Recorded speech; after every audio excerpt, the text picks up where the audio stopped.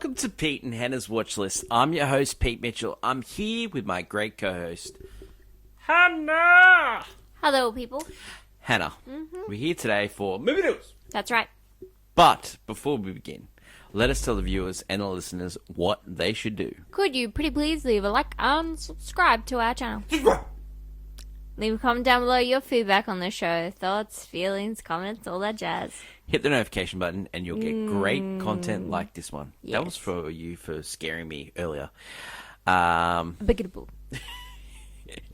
Hit the notification button. Get great content like this one, including AFI Top 100, Tenny Revisited, Annie Hall. Oh, yeah. One of your greatest tirades ever. You haven't watched it. It's clipped up on our social media channels. Brilliant from her. No. Brilliant. Also, what's next? Yeah, the show. Where we where we have you figure out what to watch next. Black Bag. Yeah. We loved it. Good show. Yeah, great movie. Hannah. Yep. Today's movie news, and we're about to do that segment soon with you. But first, click. Hoo-ha. Hoo-ha. Hen, we haven't had a little meltdown in a while Oh, on what's cool. going on. But I'm not. I'm gonna chill. I'm just gonna chill. Right. Chill. How often have people been saying, let's have original movies. Let's have adult movies. Let's have adult dramas. Let's not have IP. Yeah.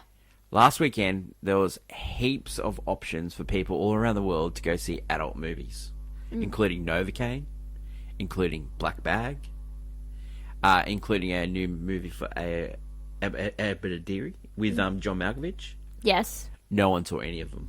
Of course not. Now, so we can only be blamed. But I just want to say, there's a lot of people coming out and saying, oh, let's just go watch it on VOD or watch it on streaming when it comes to streaming. And people saying, oh, that's what's killing movies. But throughout time, there's always something that was going to kill movies. Movies aren't going anywhere, people. Yeah.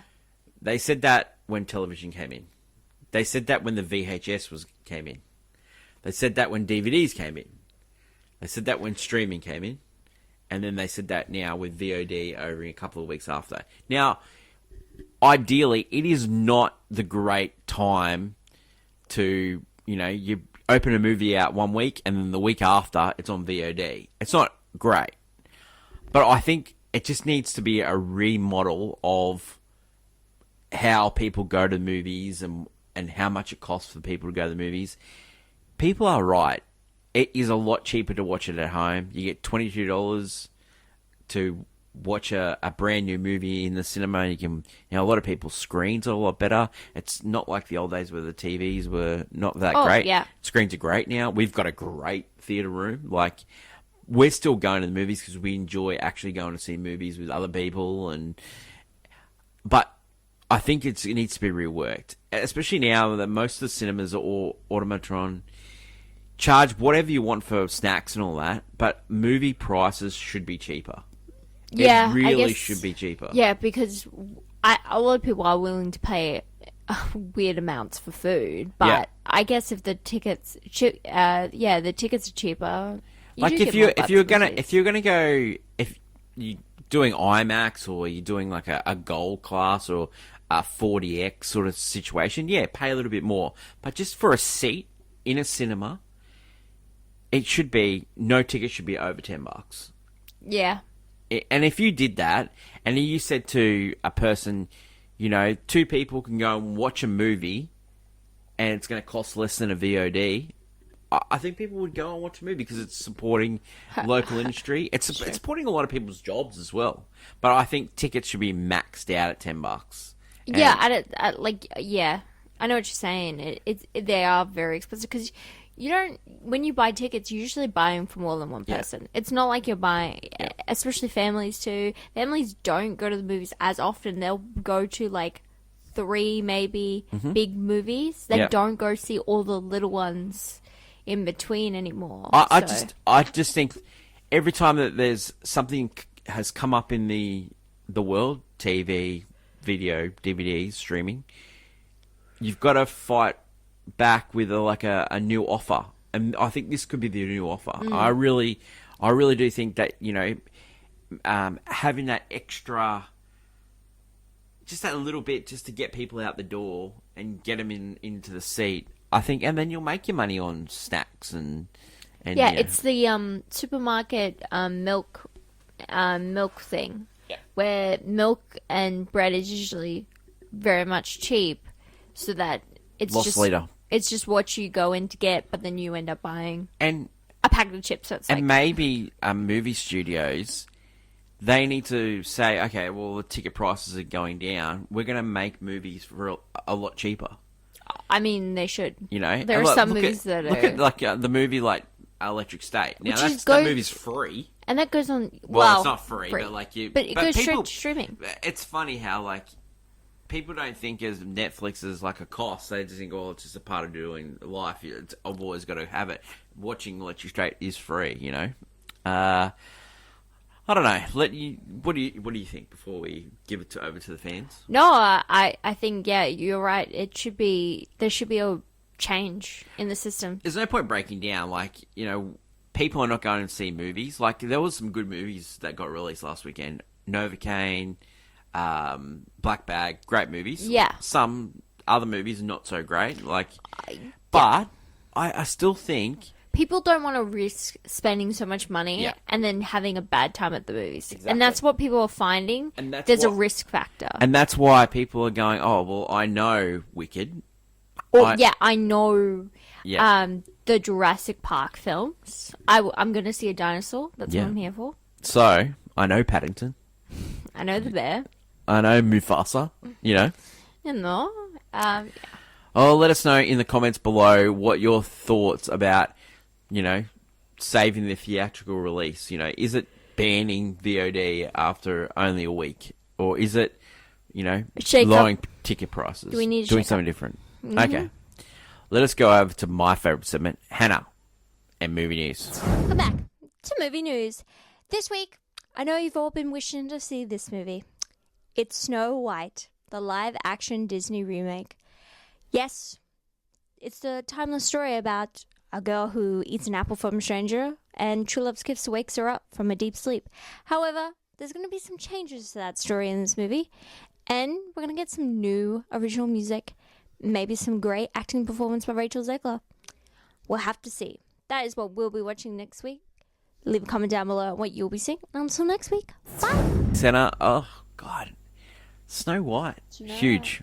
So, Hen, next week on AFI Top 100, the next movie on our list, number 33, is Snow White and Seven Dwarfs. So it's a great time. Double Snow White duty for us next week. Very kismet. Yeah. Disney then and now. Did not even plan that. So Disney then and now is so interesting. Happy coincidence. Let's go to clickbait headlines. Still getting Odyssey news. Tom Holland set photo last week. Huge.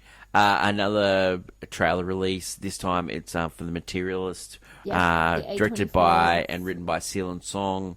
Celine Song, who did Past Lives, stars your boy, Pedro Pascal. Another one of your favourites, Chris Evans. And also one of our sister's favourites, Dakota Johnson. She loves Dakota Johnson. Yeah, that trailer, I saw like 2 seconds of it. It looks great. It has one of my least favorite tropes in all of fiction, which is as soon as that trailer came up on my feed, I just skipped because I do not want to know anything about this movie. Just funny, complete opposite. I just like wait for an ad to play of a movie, but this one I was like, as soon as it came up, I was like, I immediately watched it and cried, and I was like, I know how this movie's gonna go. Yep. But I hope she does a little twist. I don't mind if she doesn't, because the previous film she did is very not the happiest of endings. Mate, melancholy, some would say. But you can just tell that movie. This movie, I don't know if she's gonna. Your boy's gonna get screwed over. However, what if sometimes you're just not meant to be with the person you are supposed to be with. Mate, anyway, I've seen your boy act in movies. He gets screwed over in every movie. He either loses his head or he gets drowned, or it's something happened. He's got a lot of work to do. Yeah. My guy. Yes. No. This film does look good. It gives like 2000 early 2000s. Like the main character, played by Dakota Johnson, is a matchmaker, and I was like, Hitch. Oh, is that that's the what- story? Yeah. Oh wow! She's Hitch. Oh, girl version Hitch. I was like matchmaker. Wow, wow, that's great. And Oh, I'll look forward to seeing and that. then you have Rich Guy, which is Pedro, and you have not Rich Guy, but past love kind of Chris Evans character, Yeah. who's a bit, he doesn't have all of his screws in, and I don't know.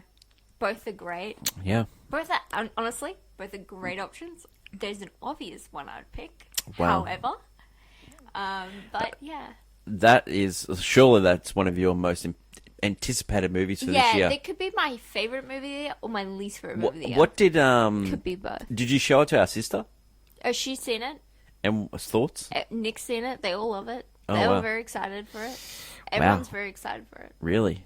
Well, it's Could that It be has a a movie- whole family movie? Really? yeah. Well, it really is. Wow. Yeah. Wow.